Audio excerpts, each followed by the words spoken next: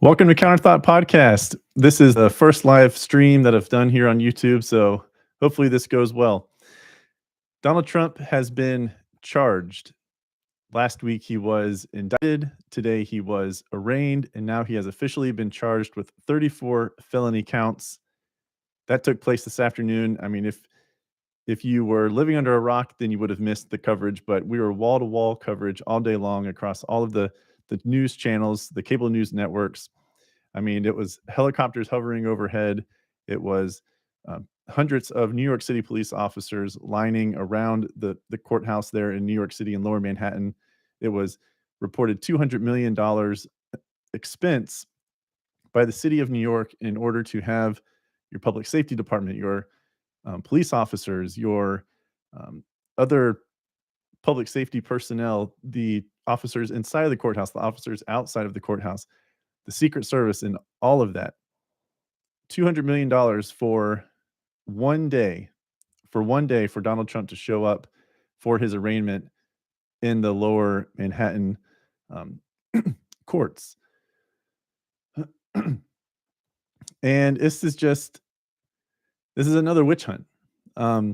This is the Democrat Party's latest attempt at getting Donald Trump. They have gone, Russia collusion going back to the 2015, 2016 election cycle. Then they have the impeachment proceedings. Again, he was impeached twice, if you remember that. And the second one finished up when he was out of office.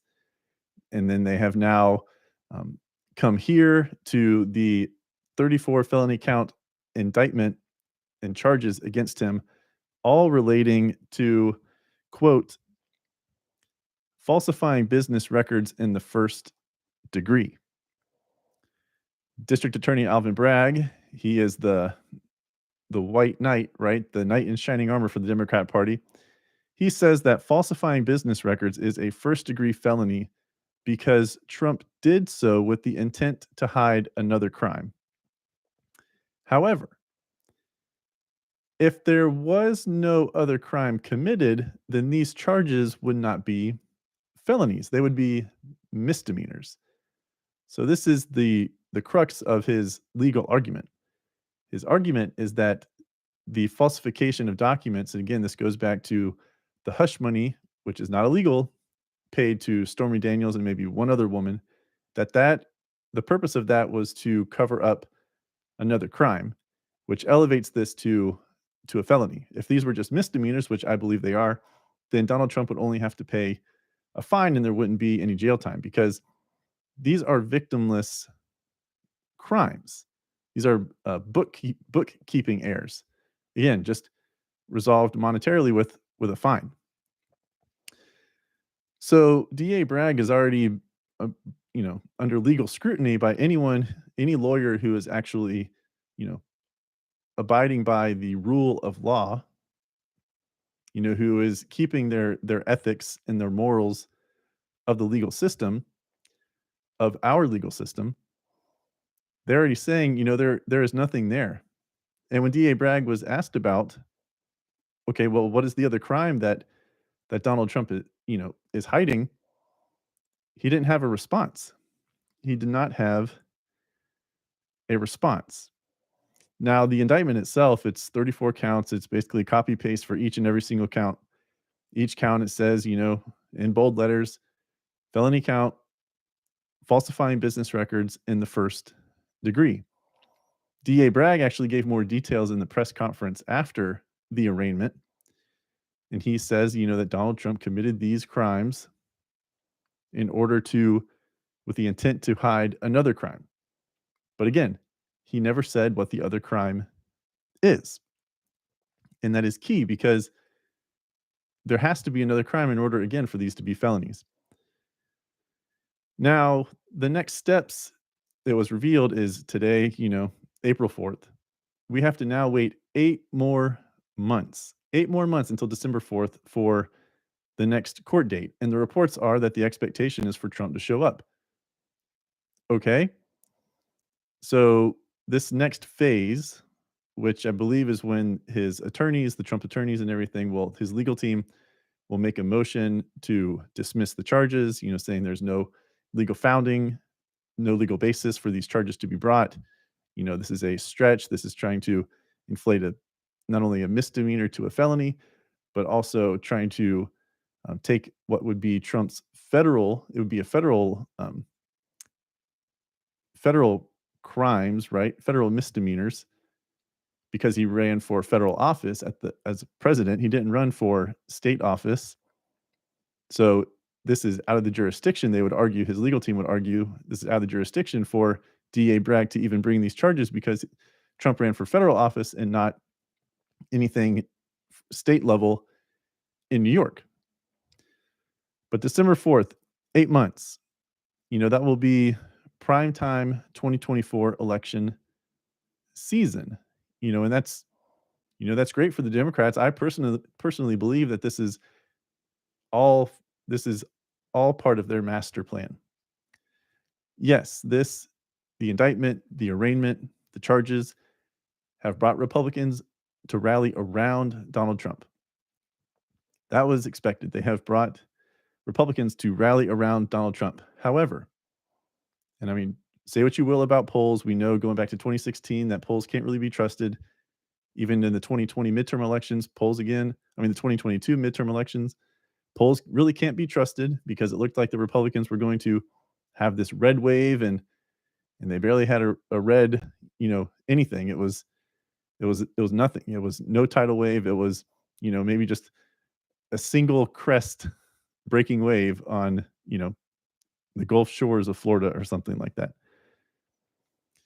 But the latest polls coming out this week or the end of last week, say once again, confirm Republicans rallying around Trump. However, the key voting bloc that Trump would need, that he had in 2016 but lost in 2020, are the independent, persuadable voters. And those voters, when asked if they think that they agree that Trump should be charged, overwhelmingly, over 50%, say yes. So what is Trump bringing to the table that is going to bring those voters that he had in 2016, lost in 2020, what is going to bring them back into his camp, into the Republican Party to vote for him in 2024? That's why I believe, Ron DeSantis would be a better option in the general versus the primary. I think the Democrat Party's plan is to, this is just part of the plan to bring these charges against Trump in order to get him to be the nominee, because Biden, even though he has not officially announced, but Biden and the Democrat apparatus beat Trump once already. They beat him once already, and they believe they can beat him again. So I believe this is just playing right into their hand. This is what they want. And a lot of Republicans, the forever Trumpers, they want Trump to be the guy. They're not thinking clearly, in my opinion, long term. They're looking at, the GOP primary, but they're not looking at the general. It doesn't matter if Trump wins the nomination for the Republican Party. That's not going to give any type of control.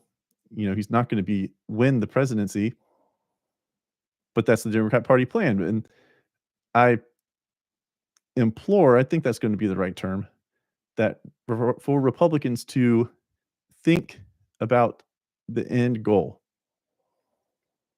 Don't just fall for what I believe that they are doing. They have always wanted Trump because they don't like what we stand for. They don't like what he stands for. He represented us well in 2016 through, his first term. He did great things policy, but he is undisciplined. People are tired of him. Again, not his base and not those in the Republican Party that voted for him before, but those independent voters that he lost in 2020. And there needs to be new blood, fresh blood that can win the general election against Joe Biden if he doesn't run, whoever the Democrat Party puts out as their candidate. We have to think big picture and not play into the Democrat Party's plans. So Donald Trump, again, never before in history has a former president or current president, sitting president, been charged with a crime. So in the 240 plus years of our country, of our independence, going all the way back to 1776, in almost 250 years of our country, this has never happened. Now, the thought is that this is a political prosecution, and I do believe that. I've already detailed, right, that these should just be, if there is any actual law broken, it would be a misdemeanor. A misdemeanor. It's not illegal to pay hush money. So what is the other crime that Alvin Bragg is claiming that President Trump is trying to hide by paying that hush money? What is it? Again, he hasn't said. So Trump is being targeted with this political prosecution. He's basically a political prisoner. And the whole talk leading up to today was this, this now crosses the Rubicon. That now the Democrat Party, they did this with the Supreme Court nominees, no filibuster. It just need to be 50% plus one in order to confirm judges, in order to confirm Supreme Court justices. That backfired in their face in a fantastic way during Trump's term. He got to sit 3 Supreme Court justices, which is, I don't even know if that's ever been done before. It's definitely unheard of I think in my lifetime, 30 plus years on this earth. So it backfired in the Democrat Party's face then. So the thought is now that this could backfire in the Democrat Party's face. But it's more than that. They have now crossed this Rubicon, this threshold. There's no going back. They opened up, Pandora's box, and they cannot put the lid back on it. They have gone after Trump, political persecution. What is stopping? And I would like to think that the Republican Party, Republicans, you and me, that we have better morals than to weaponize the judicial system to go after political opponents. That we would not stoop to the level of what the Democrats have done, the leaders of the Democrat Party, the politicians in the Democrat Party, what they have done. That we would be better than that. But who's to say that we will, or if tempted, that the Republican would not bring, hey, they got a little Republican district attorney or Republican AG in this state or in this jurisdiction, this municipality. What's to say I'm not going to find something to charge, a senator with, or a representative, or a governor nominee. A candidate. I would like to think that the Republican Party is better than that. But the door's been open. The lid is off. It's out. Can't be put back in. So I guess it seems to be a theme for the Democrat Party that this is how they operate. Especially the progressives in the Democrat Party. Those with Trump derangement syndrome are operating like this. And beyond Trump derangement syndrome, the progressives, as I've talked about many times on this podcast, if you have not listened to any episodes or have missed some, go back. The fundamental flaw of progressivism is they keep going, just for the sake of progress, quote unquote. Just for the sake of progress. And what ends up happening is they end up falling off the cliff. They go too far. And this is another example of that. No long-term thought, no plan, or if it's a plan, it's short-sighted, no vision into the future and the consequences of their actions, because they currently hold the power, and they're always going to hold the power because there are more Democrats and the Democrat Party and their ideologies and everything control the systems in this country, institutions in this country, media, colleges, your educational system. And currently, the president of the United States, right, the executive branch, big corporations, everything that has significant influence, those top 3 or 4 systems within our country are all controlled by Democrats, and more are being controlled by progressives. So what do they care about the consequences of the future? Because they believe that they're going to remain in power. That is what they believe. So they don't think long term, and if they do, they don't care because they know that they'll continue to be in control, and someone will soften the landing the best way possible. They'll just ram whatever it is, the consequences of their actions, down the throat of other Americans, especially you and I. We just pretty much want to be left alone. We're almost libertarian to a certain extent, conservative, Republican. We just want to be left alone. We want the government to do what the government's supposed to do, to be guardrails, to have certain responsibilities, but just leave us alone. Let the states handle most of everything, according to our Constitution.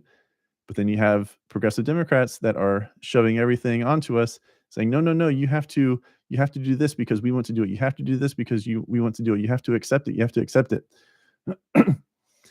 And now Pandora's box has been opened because they crossed this Rubicon of charging a former president with crimes which seems to have no legal basis. So they've already been guilty of weaponizing the intelligence agencies, right? They've weaponized the DOJ.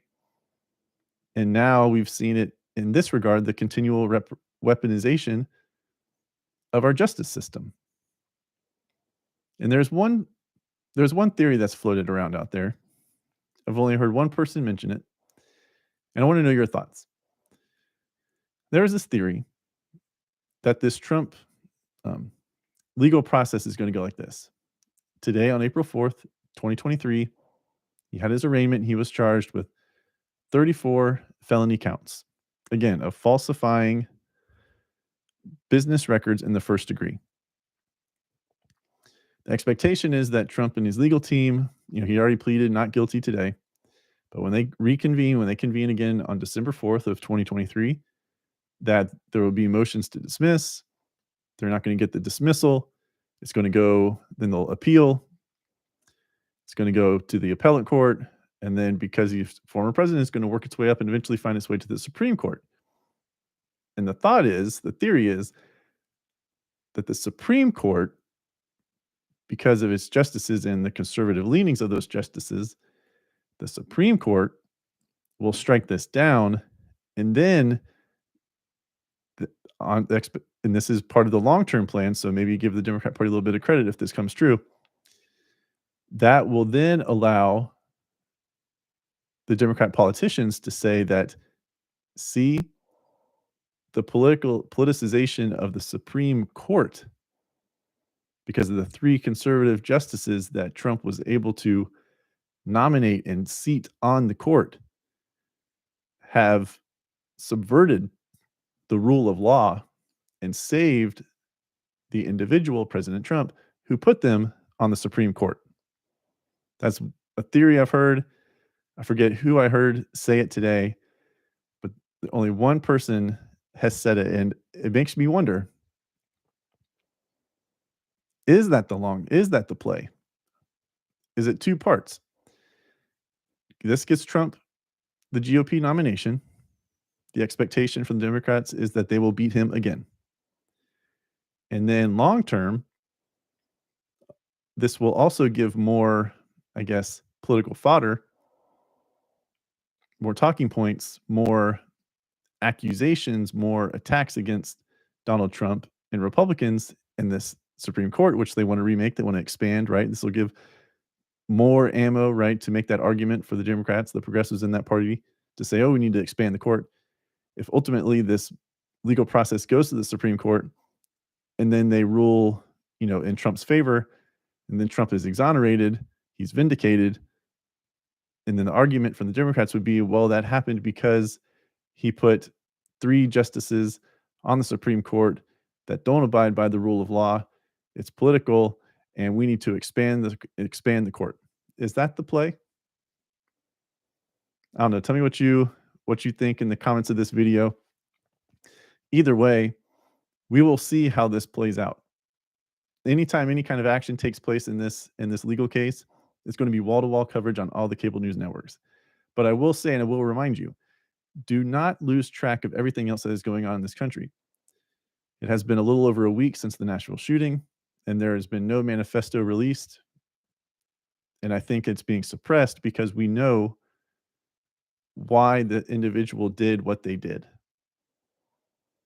We know why they did what they did, and it goes against everything that we have been told, and it puts a very bad light on the transgender community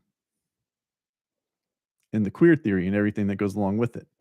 And don't forget of what's going on with China and Russia and Brazil and them coming together and taking and not using the petrodollar to back, oil, and Saudi Arabia now cutting production. Don't forget about all of these things. Do not lose track of this stuff because again, wall to wall coverage is going to take place every time there's any type of action involving this Trump these Trump charges, these trumped up Trump charges. It's going to be a huge distraction. It's going to suck all the oxygen out of the room. If you were ever to have anything bad come out about you in the news or ever had to report something but didn't want anyone to really see it, pay any attention to it, it would be on the days there's some type of action like today involving Trump in this case. But do not let this distract you from what is currently going on in this country and the agenda of the progressive left and the liberals within the Democrat Party. They want to remake, rebuild, tear down, and rebuild the systems of our country because they believe they're evil. And they do it all in the name of power. And it is time for you and I and the Republicans and independents, live in reality, live in sanity, live according to values, good values, conservative values, live according to principles. Don't be based in ideology. Live according to the Constitution. Fight for our country because if we are asleep and not awake, we're going to continue to see the Democrats, the progressives, globalists try to strip everything away from us, all so that they can build up their treasure trove of power. And then we will not have any type of freedom in this country. We have been like the shining city on a hill for almost 250 years. And for the first time in these almost 250 years, a former president has now been charged with crimes, political prisoner in our country, the country that stands for freedom and hope for every other country, all 200 plus countries in this nation, in this world. And now we are being run by some and being seen across the world as we have now lost the moral authority because of what is happening with President Trump.